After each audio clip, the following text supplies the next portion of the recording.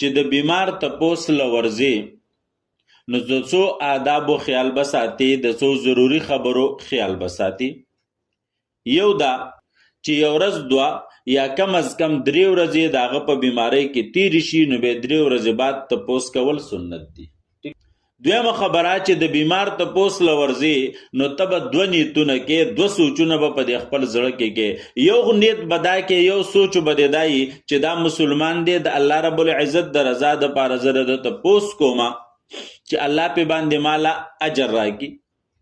او دویم نیت به دی دای، دویم سوچ به دی دای چې زه ورشم دی بیمار له یو تسلی ورکما، ته به تسلی ورله وکما او د ده حوصله افزایي وکما. بیا چې کله د بیمار خواله لاړ شي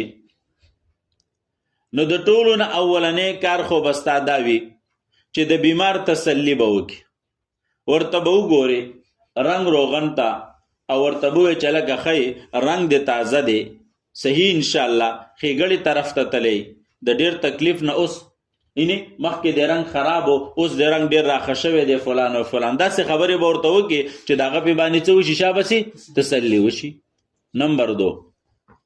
کوشش به دا کې چې د بیمار خواته به ډېر ټیم نه تیرې، څومره چې مختصر وخت کې کیدی شي تپوس بیا وکړي او بیا به ترې راپاسي. نمبر 3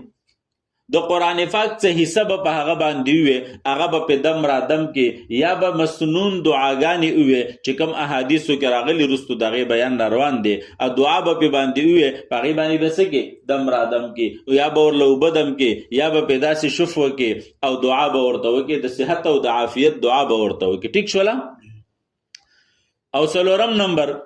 که چرته دا بیمار داسې دی چې دا پریز دی یا مثلا داسې دی چې ستا سره ډېر نږدې تعلق نشته دی، نو بیا به د هغه مخې ته خوراک سکا کم نه کې. که بیا خامخا کور والا په تا باندې چای شربت کوي نو د بیمار د خوا نه به راپاسې په بل ځای کې به چای شربت وکړي، د هغه مخې ته به څه نه کې لګه خوراک سکاک نه کې. البته که بیمار داسې دی چې پریز نه دی او هغه تا سره چای مسکلی شي او هغه دا غواړي چې ته ورسره کښېنې، نو بیا ورسره خیر دی که کښېناستې ورسره کښېناستې هم شي.